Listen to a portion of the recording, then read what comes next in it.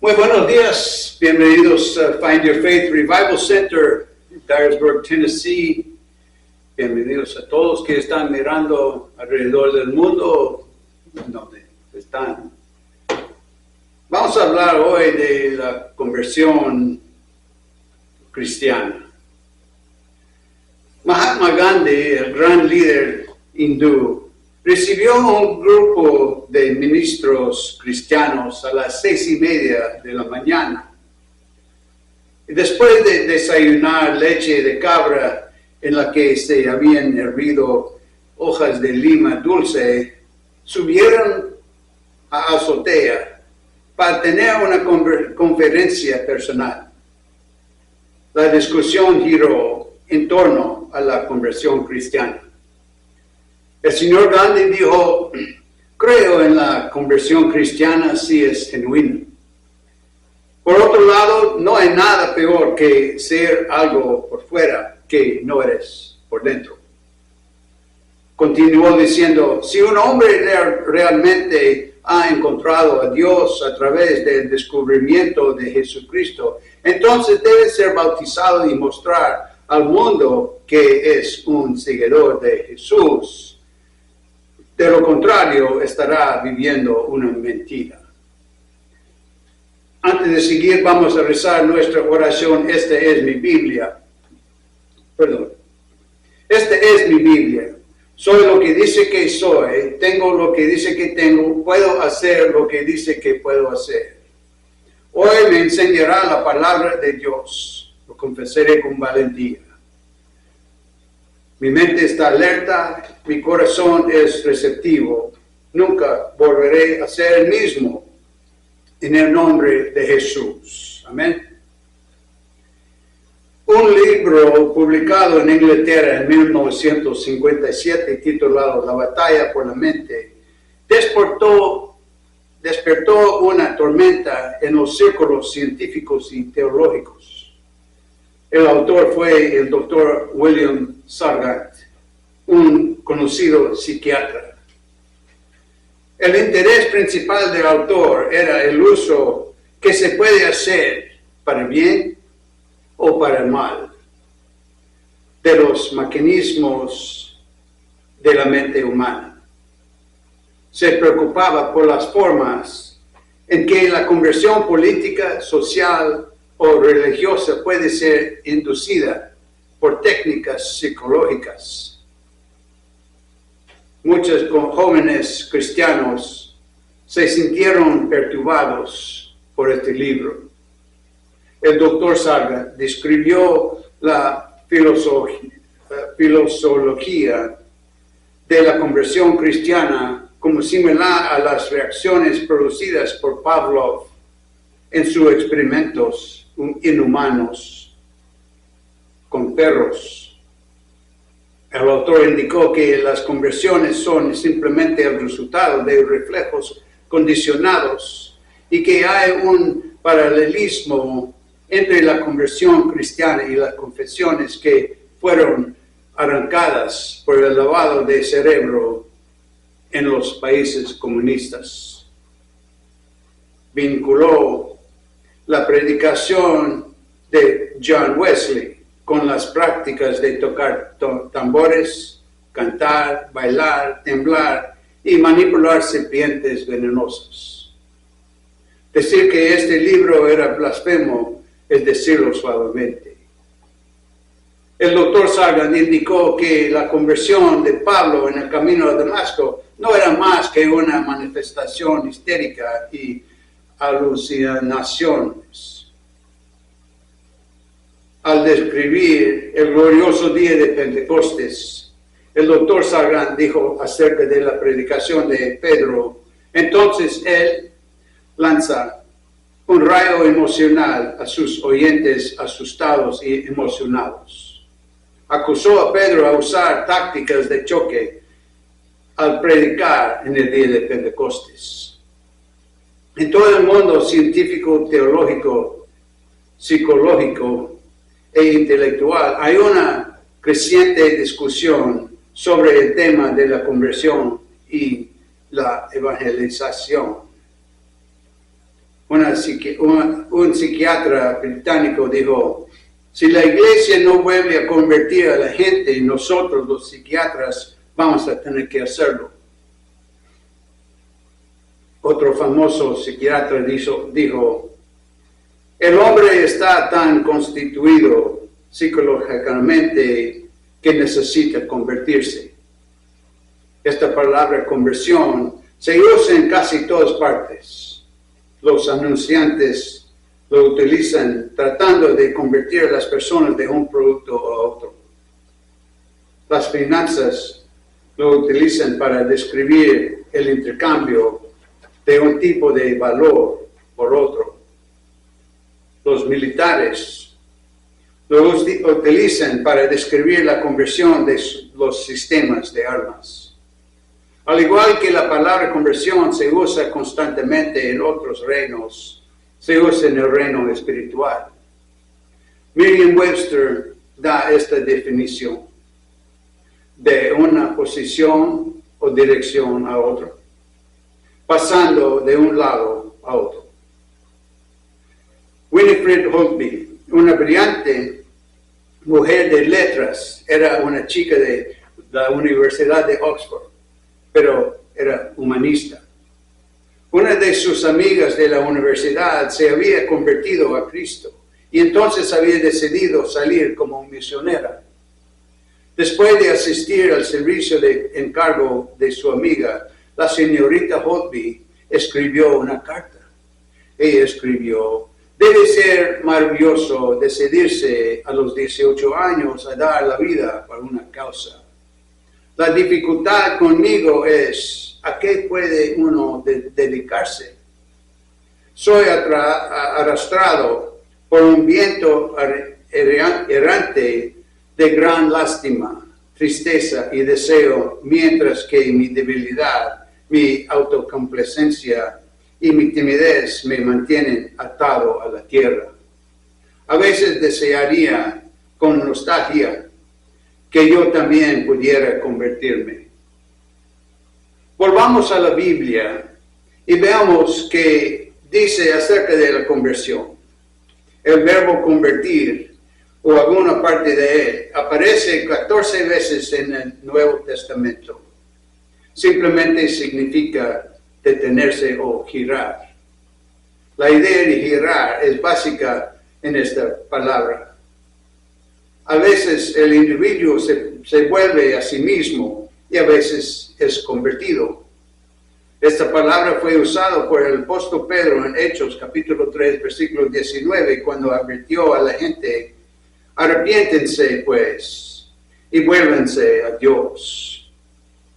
La conversión, entonces, es ese cambio voluntario en la mente de un pecador en el que él o ella se vuelve, por un lado, del pecado y por otro lado, a Cristo. La conversión es el lado humano de la tremenda transformación que tiene lugar en el nuevo nacimiento o regeneración divinamente forjado. Es simplemente el hecho de que una persona se vuelva del pecado a Cristo. La Escritura enseña que Dios vuelve a los hombres y las mujeres hacia Él, pero también se les exhorta o se les insta a volverse a Dios. Dios es representado como el autor del nuevo corazón y del nuevo espíritu.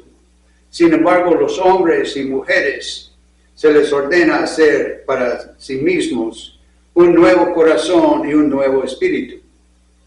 Es la vieja paradoja de la gracia y el libre albedrío. Nadie puede convertirse sino por la gracia de Dios, porque somos demasiado débiles para convertirnos a nosotros mismos sin ayuda. Y nos volvemos solo en respuesta a algún estímulo proporcionado fuera de nosotros mismos. Pero nadie puede convertirse sino con el consentimiento de su propia voluntad, porque Dios no anula a la elección humana. Es posible que no seamos libres de elegir porque el pecado debilita nuestro poder de elección moral, pero somos libres de negarnos.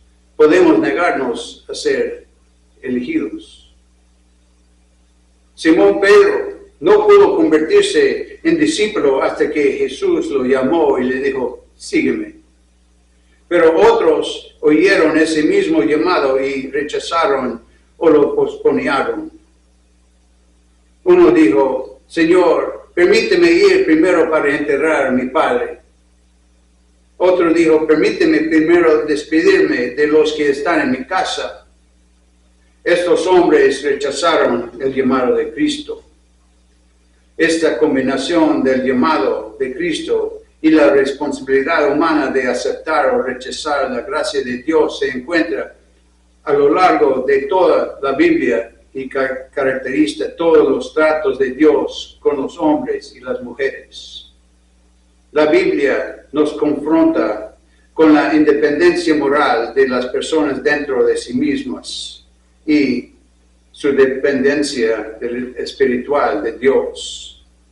En las pintorescas palabras del Salmo 18, versículo 29, David dijo, por mí Dios puede saltar un muro. Una persona puede saltar algunas barreras por su propia voluntad y esfuerzo, pero los muros son tan altos que necesitan más que eso. El salmista conocía tales muros. Esos solo podían ser saltados con la ayuda de Dios. Dios no levanta a una persona por encima de una pared o otro objeto, sino que ayuda a una persona cuando da un salto de fe. Es lo mismo con la conversión. Hay determinación, un puro acto de voluntad dentro de las esferas de poder de un individuo para elegir y decidir. Pero esta determinación es también una respuesta a una forma de estímulo fuera de ti mismo que no provocaste ni causaste o tal vez esperabas. La Biblia dice en Efesios capítulo 2 versículos 8 y 9, porque por gracia son salvos por medio de la fe, y esto no de ustedes, que es don de Dios, no de obras para que nadie se glorie. Perdón. La gracia de Dios, la fe es nuestra. La gracia es de Dios. Dios nos dio el libre albedrío para elegir. Dios nos dio la capacidad de creer y confiar.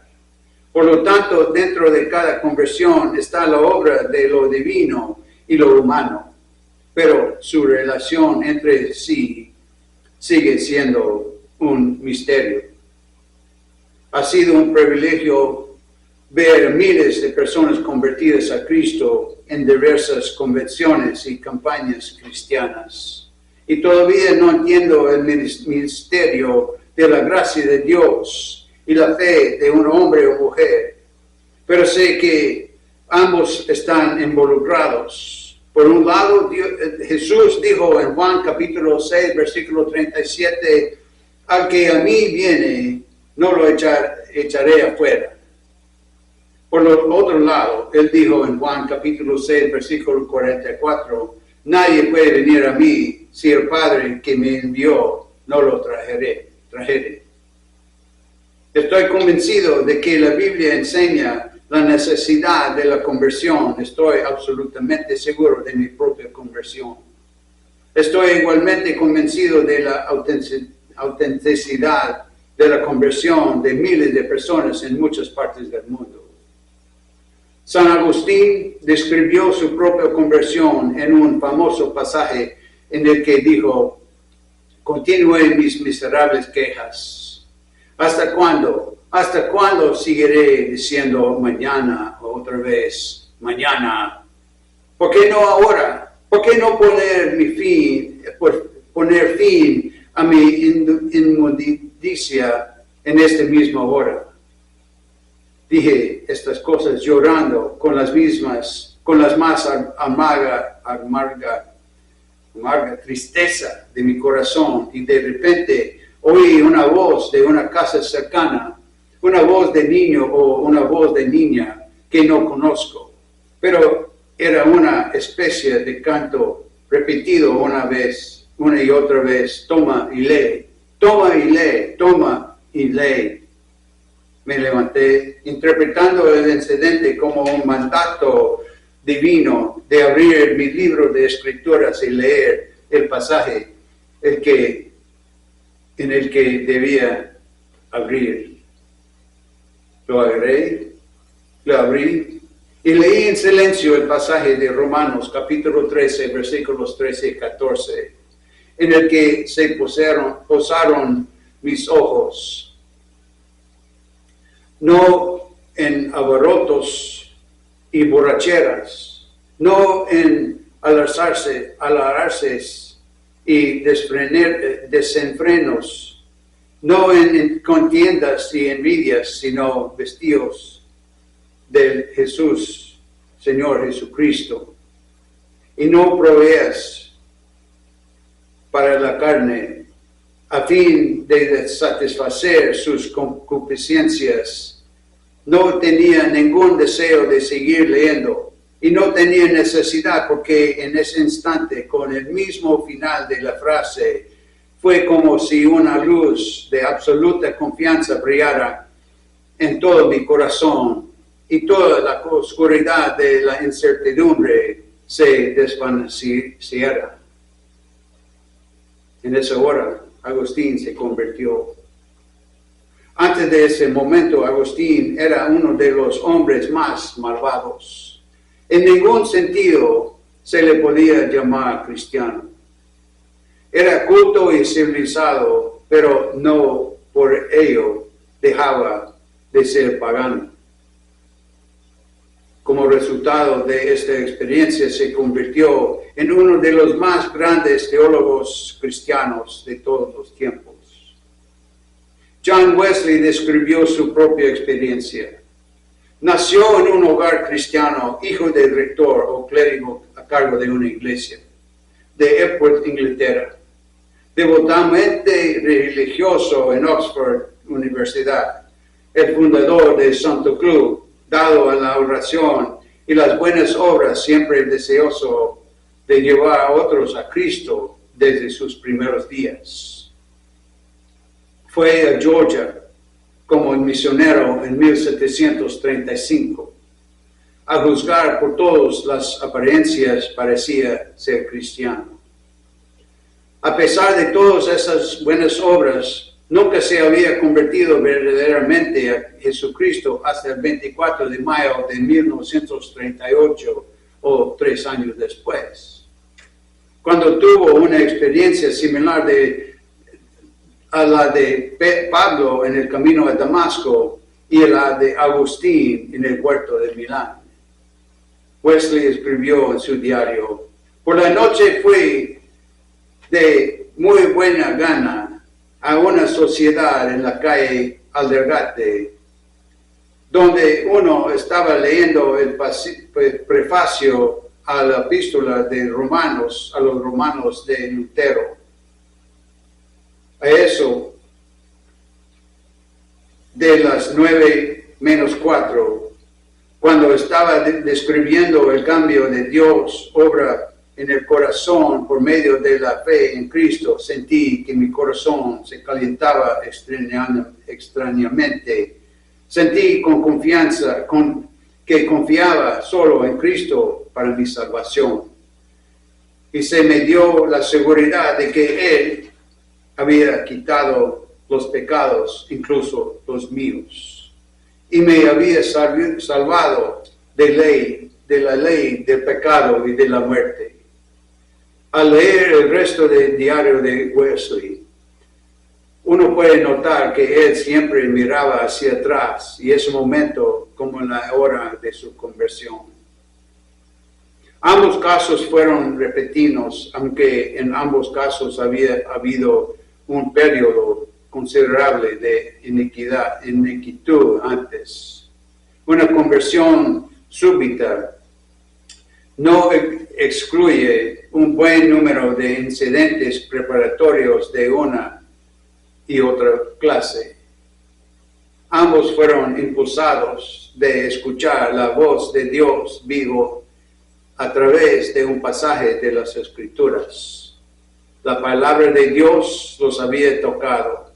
En ambos casos, la experiencia produjo un cambio inmediato en la vida y en la actitud, y una sensación de liberación del pecado y la culpa.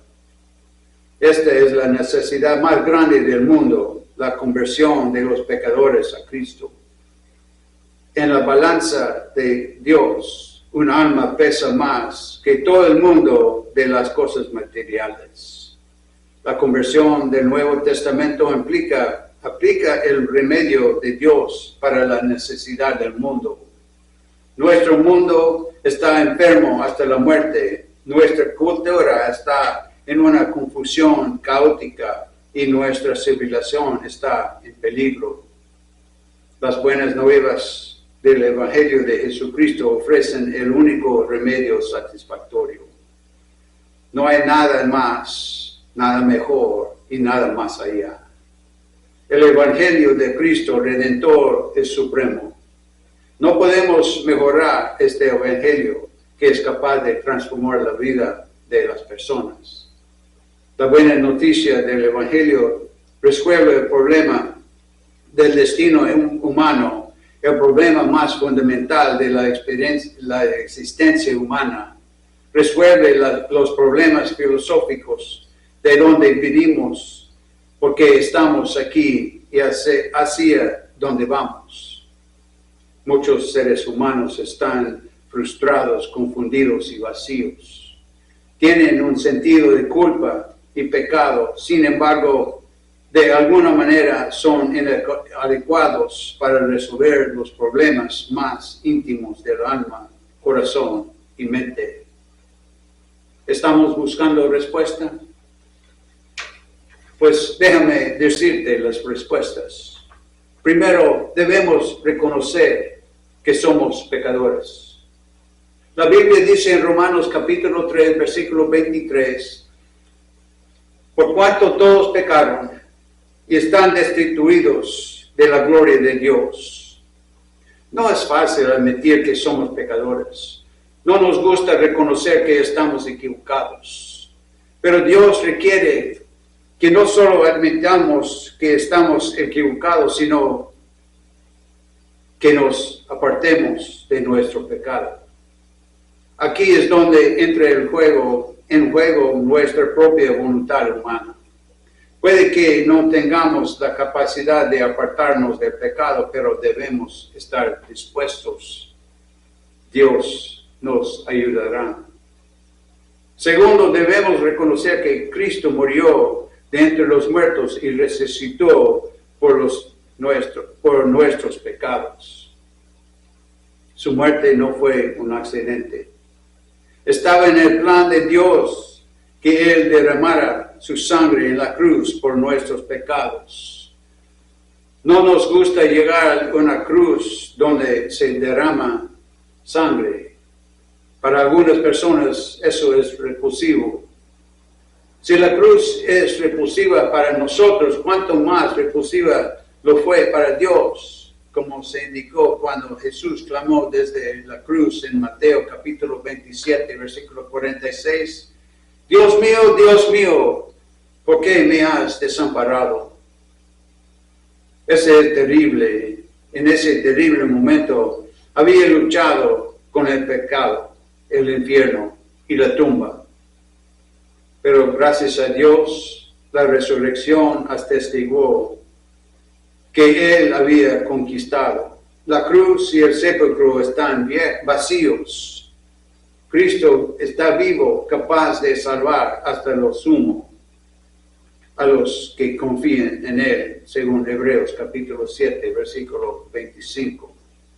Y tercero, Dios requiere que recibamos a su Hijo por fe. En Juan capítulo 1, versículo 12, más a todos los que le reciben, a los que creen en su nombre, les dio potestad de ser hechos hijos de Dios. Este es un simple acto de fe. Y Jesús dijo en Mateo capítulo 18, versículo 3, si ustedes no se cambian y vuelven como niños a Dios, no estarán en el reino de los cielos. En el momento en que recibimos a Jesucristo por arrepentimiento y fe, entonces se produce la regeneración y nos convertimos en una nueva creación en Cristo. La Biblia enseña que las cosas viejas pasarán y todas las cosas serán nuevas. William Wilberforce, que se convirtió a finales del siglo XVIII, rompió casi por sí solo los grietes de la esclavitud en Inglaterra.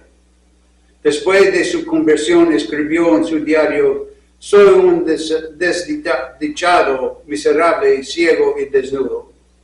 Qué amor infinito que Cristo muriera para salvar a un pecador como yo. Y déjame concluir el mensaje de hoy con lo siguiente. Así, a mediados del siglo XIX, George Williams se convirtió en el oeste de Inglaterra. Él fundó la YMCA en 1844. Años más tarde escribió que se había arrodillado en la parte trasera de una tienda vacía. Dijo de esa experiencia: no puedo describirles el gozo y la paz que fluyeron en mi alma cuando vi por primera vez que el Señor Jesús había muerto por mis pecados y que todos habían sido perdonados.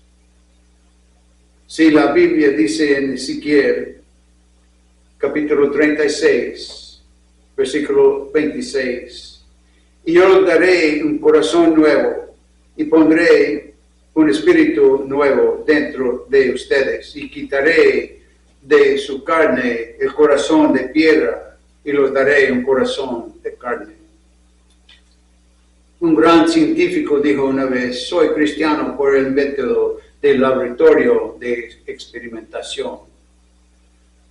Les pregunto hoy, ¿hemos llegado a conocer a Jesucristo por medio de la experimentación? ¿Hemos oído hablar de Cristo, pero alguna vez lo hemos recibido verdaderamente? ¿Somos cristianos por la experiencia? Newton tenía su dinámica de la materia y el movimiento. Einstein tenía su dinámica de la relatividad. Pero Jesús tiene su dinámica del espíritu. En química, bajo condiciones dadas, el hidrógeno y el oxígeno se combinan para formar agua.